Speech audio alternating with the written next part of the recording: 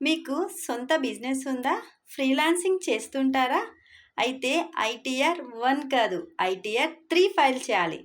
నమస్తే, నేను దీప్తి, మీ accounts coach. ఈ వీడియోలో ఐటీఆర్ 3 ఎవరికి అవసరమో, దేనిపైన ఫోకస్ చేయాలో చెప్పబోతున్నా.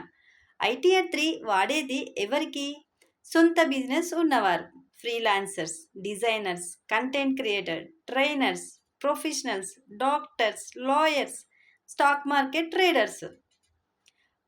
పార్ట్నర్గా ఫరంలో ఉన్నవారు. మీ ఆదాయం ఇలా ఉంటే ఐటీఆర్ 3 తప్పనిసరి. బిజినెస్లో లాభాలు, ప్రొఫెషనల్ ఫీజులు, క్యాపిటల్ గెయిన్స్ అంటే షేర్స్ అమ్మిన లాభాలు, ఇంటి అద్దె ఆదాయము, ఇతర ఆదాయాలు, ఇంట్రెస్ట్, కమిషన్.